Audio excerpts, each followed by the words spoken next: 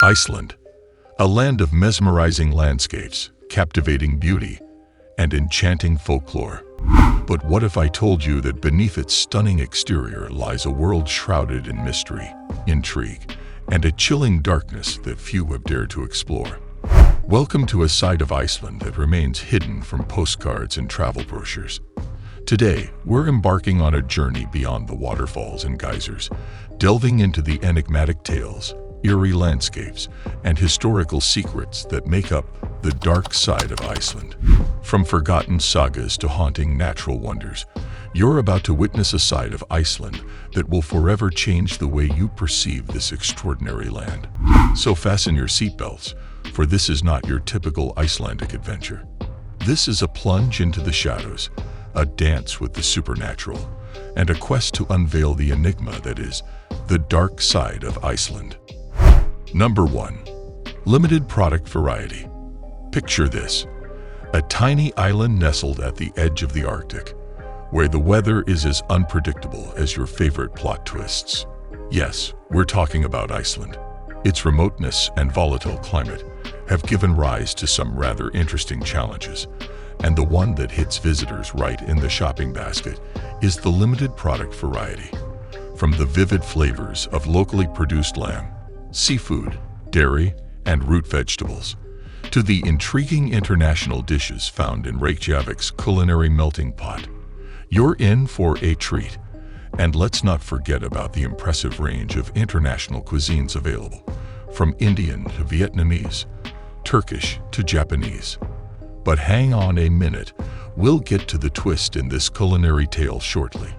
While Iceland proudly offers its homegrown delights, almost everything else must be imported. That's right, whether it's a juicy apple, your favorite international clothing brand, or the latest gadget, Iceland's store shelves often feel like they're playing a game of hide and seek with the products we're used to. If you're itching for some retail therapy, the capital city of Reykjavik is your haven. Here, you'll find a better selection of products, with a touch of that global flair.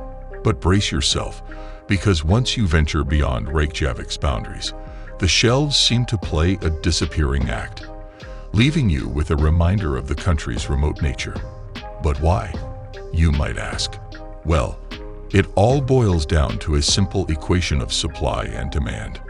With a small population, Iceland's demand for various products isn't as colossal as the landscapes surrounding it. As a result, suppliers often cater to this limited demand, making the variety of products somewhat, well, limited. Number 2. You can't disappear into the crowd. Picture this: a land where everyone knows everyone, and every secret is like a pebble causing ripples in a tranquil pond. You might think a small population would mean a tight-knit community, right? Well, that's both true and a tad bit complicated. With only around 330,000 permanent residents in the entire country, Iceland isn't exactly bursting at the seams. The result? Communities that are not just small, but incredibly tiny, especially outside of Reykjavik. Even within the capital city of Reykjavik, the hubbub of life can feel like a gossip-filled small town. Imagine you decide to have a wild night out, but guess what? Your mom's best friend's brother might just spot you amidst the crowd, and before you know it, your escapades are being discussed at the next family gathering or neighborhood coffee meetup. Have you ever felt like you wanted to dance like nobody's watching? Well, in Iceland, someone's always watching. Let's say you write a book, a play, or even release a song, and oh no, it receives some not-so-great reviews. Brace yourself, because the grapevine here operates at warp speed. Before you can even take a deep breath, everyone will know about it, and there's no hiding from it. It's like the saying goes, what happens in Iceland stays with everyone in Iceland. And then there's the world of dating in this unique land. Going on a blind date? Well, get ready for some interesting surprises. Your date might just be someone you're distantly related to. Or worse yet, they could be that familiar face from your building. Imagine the awkward elevator rides if things don't work out. And remember that kid from 8th grade who had a crush on you? Well, you might just find them sipping coffee across the table. So, why is Iceland like this?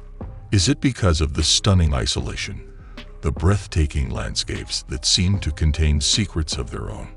Or maybe it's the close-knit communities that naturally form in such a small population. Whatever the reason, it's no wonder that many Icelanders love to take their holidays abroad. It's a chance to be whoever they want, to do whatever they desire, without the whispers of the ever-watchful community. Number 3. The weather, especially the wind. The weather tops the list of gripes for Icelanders. Move over politics and housing issues, because here, weather is the hot topic.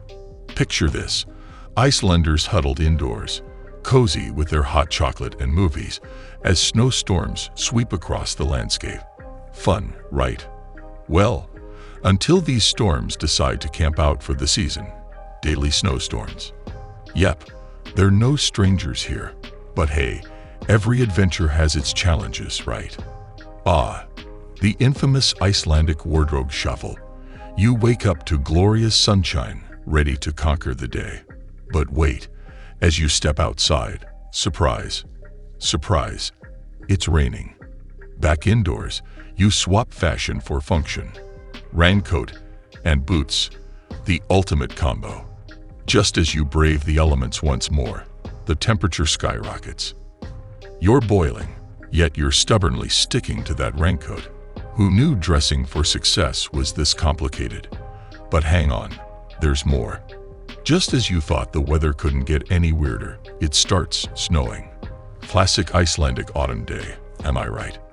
Now, don't let the weather forecast put a damper on your spirits. There's a silver lining, I promise. You see, the unpredictability of Icelandic weather breeds a profound appreciation for those rare, beautiful days of sunshine. Think about it. When you've battled through countless storms, that one sunny day feels like a gift from the heavens. Heck, you might even feel a twinge of sun guilt for enjoying the good weather. But hey, it's all part of the Icelandic experience. Amidst the wild tempests, Iceland gifts us with moments of serene tranquility. The storms may be relentless, but in between, we're blessed with calm and glorious days. Can you imagine the joy of sipping your coffee under the gentle embrace of the sun, knowing full well the weather's next curveball could be just around the corner? And that's not all. Nightfall brings a breathtaking celestial show, the mystical dance of the Northern Lights. Who needs a scripted light show when nature paints the sky for you? Number 4. Fashion trends and national fads. You see, with a limited selection of products, Icelanders have developed a knack for turning ordinary commodities into irresistible must-haves. It's like a game of fashion dominoes. One person gets a certain item, and suddenly, it's the talk of the town. The result? A frenzy of shoppers trying to snag the same thing, leading to chaos, and well, a lot of matching outfits. It's the classic tale of wanting to stand out while unintentionally blending in. The cycle is like a never-ending merry-go-round, people striving for individuality, yet often ending up mirroring each other's choices. Remember Kraftgalley, the dark blue overall that was all the rage, or those iconic buffalo shoes that both guys and girls just had to have. Iceland's history is dotted with such fads that swept through the nation. But let's fast forward to the modern times. Foot massage machines, soda streams, and even omaggio vases. These were the it items, symbols of belonging to the trend-conscious Icelandic community. Oh, and how could we forget the year 2016?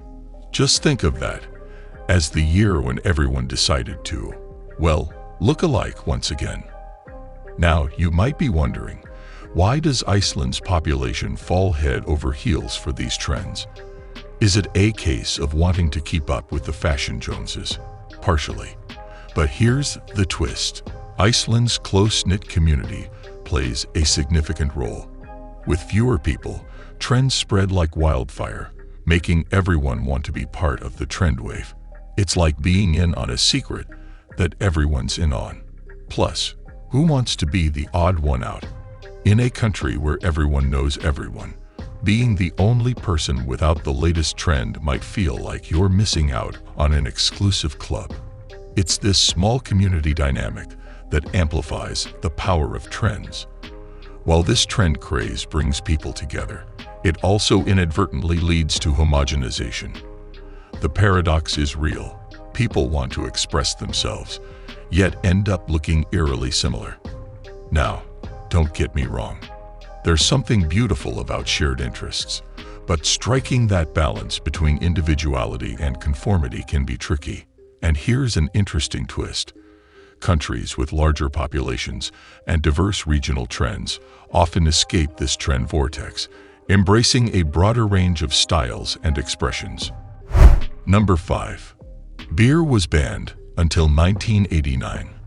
In 1915, Iceland made a bold move by banning all forms of alcohol. Yeah, you heard that right. No cheers, no clinks, nada. But fast forward to 1922, and a surprising twist occurs. The government decides to let Spanish wine sneak in through the prohibition gates. Why, you ask? Well, the Spanish were not only essential trading partners, but they also had Iceland cornered in a salty predicament. It was either buy their wine or kiss goodbye to their most profitable export, salted cod.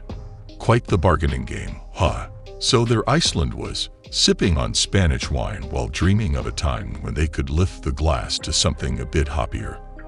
And that's where beer comes into play. Even though Prohibition waved its farewell in 1935, beer still found itself on the naughty list. Why, you might wonder? Well, some folks believe that beer encouraged more drinking, and its Danish roots clashed with Iceland's newfound independence. Talk about some rocky cultural ties, right? For decades, the entire nation was caught up in a heated debate. Should beer be legalized or not? Imagine Icelanders passionately discussing this over cozy fires, and perhaps even during the mesmerizing northern lights. It was the hot topic of the era. And it had now. Let's fast forward to that remarkable moment in history. March 1, 1989. A day etched in the hearts of every Icelander. The beer ban was finally lifted, and the nation could finally raise their glasses to the frothy, bubbly delight. But don't let your imagination run wild with wild Oktoberfest scenes.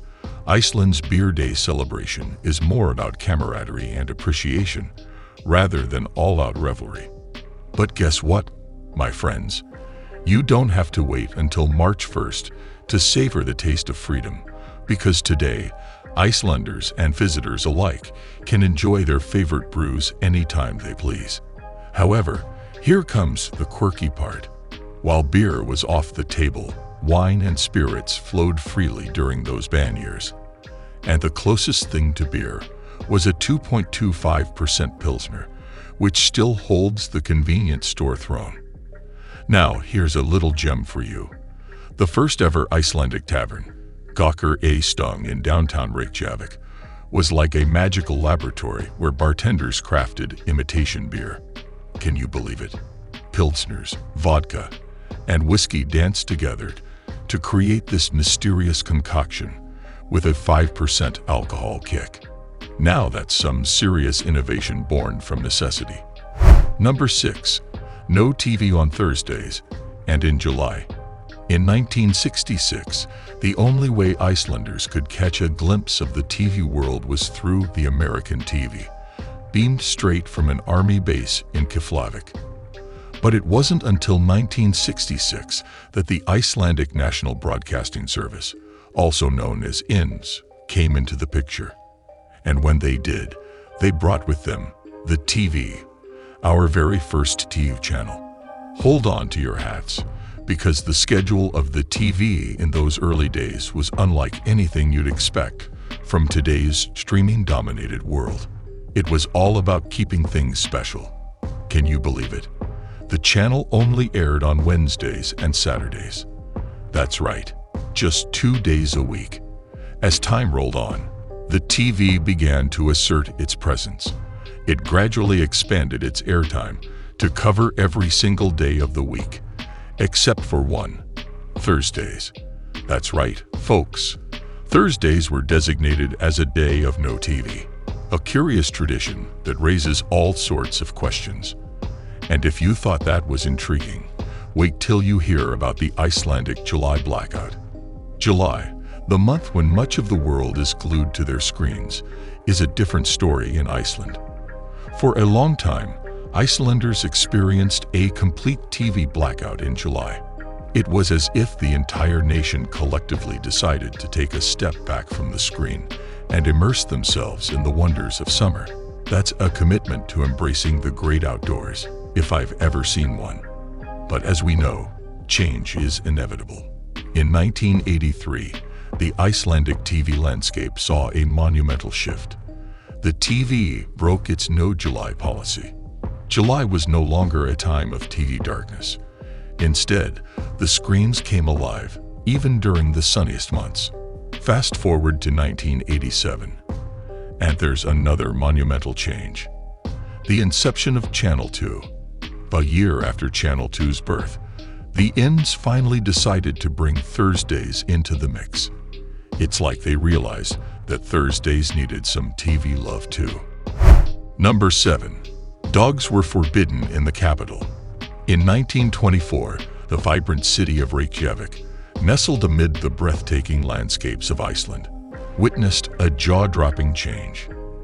Imagine a bustling metropolis where people are going about their daily lives, surrounded by the stunning beauty of nature.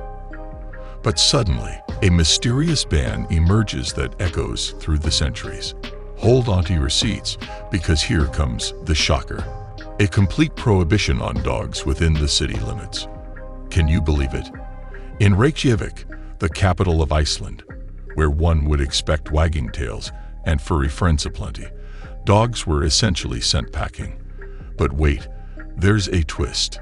If you lived out in the countryside, you could still have a trusty canine companion by your side. Working dogs were permitted beyond the city's borders, while within the city limits, having a dog as a pet was considered a big no-no. So, what's the scoop behind this eyebrow-raising regulation? Brace yourselves, because the answer is as spine-chilling as it gets. Reports started to emerge of an alarming increase in fatal tapeworm cases transmitted by dogs. Yes, you heard that right. It turns out that our furry friends were unwittingly passing on these deadly parasites, and the authorities had to take drastic action to protect the city's inhabitants. Can you imagine the shock and upheaval that must have caused? It's like a real-life detective story. Fast forward to today, and the tale takes an unexpected turn.